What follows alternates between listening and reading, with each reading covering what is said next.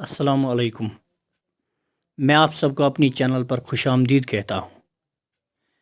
آج کی ویڈیو میں ہم علامہ اقبال کی غزل کی تشریح کریں گے، جس کا مطلع یوں ہے: دل سوز سے خالی ہے، نگاہ پاک نہیں ہے۔ دل سوز سے خالی ہے، نگاہ پاک نہیں ہے، پھر اس میں عجب کیا کہ تو بے باک نہیں ہے۔ سوز کے معنی تپش یا جلن کے ہیں۔ بے باک، نڈر یا بے خوف کو کہتے ہیں۔ یہ اس غزل کا مطلع ہے۔ اس میں علامہ اقبال فرماتے ہیں کہ مسلمانوں کا دل ایمان کی حرارت سے خالی ہے اور ان کی نگاہ بھی حقیقت شناس نہیں۔ ان کے دل میں دنیا کی محبت بسی ہوئی ہے اور وہ دنیا کی نعمتوں کی طرف للچائی ہوئی نگاہوں سے دیکھتے ہیں، اور یہی وجہ ہے کہ ان پر غیر اللہ کا خوف طاری ہے۔ دوسرا شعر دیکھیے: ہے ذوق تجلی بھی اسی خاک میں پنہا، ہے ذوق تجلی بھی اسی خاک میں پنہا، غافل تو نرا صاحب ادراک نہیں ہے۔ ذوق تجلی یعنی نظارے کو دیکھنے کی خواہش۔ اسی طرح پنہا، پنہا کا مطلب ہوتا ہے چھپا ہوا یا پوشیدہ، اور نرا کا مطلب فقط یا صرف ہے۔ صاحب ادراک کہتے ہیں اس شخص کو جو شعور رکھتا ہو، سوجھ بوجھ رکھتا ہو، سوچنے سمجھنے کی صلاحیت رکھتا ہو، یا جو صاحب فہم ہو۔ اس شعر میں علامہ اقبال فرماتے ہیں کہ اے انسان، اگرچہ تو خاکی ہے، لیکن اللہ تعالیٰ نے تجھے نہ صرف فہم و ادراک دیا، شعور عطا کیا ہے، بلکہ تیرے اندر دیدار کی خواہش بھی رکھی ہے، جس سے تو اپنے خالق کو پہچان سکتا ہے۔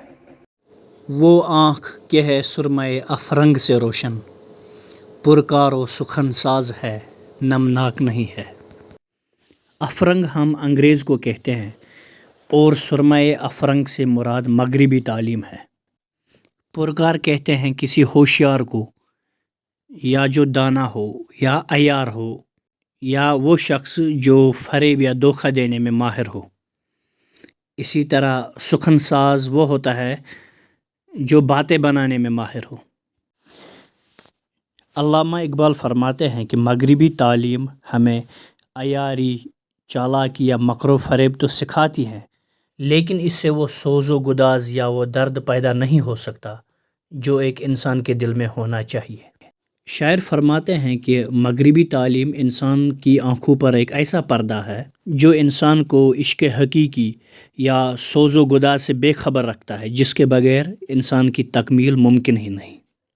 کیا صوفی و ملا کو خبر میرے جنوں کی، ان کا تو سر دامن بھی ابھی چاک نہیں ہے۔ شاعر علامہ اقبال فرماتے ہیں کہ صوفی و ملا ابھی تک عشق حقیقی سے بے خبر ہیں، اسی لیے وہ میرے جذبات کی گہرائی کا اندازہ نہیں لگا سکتے۔ کب تک رہے محکومی انجم میں میری خاک، یا میں نہیں یا گردش افلاک نہیں ہے۔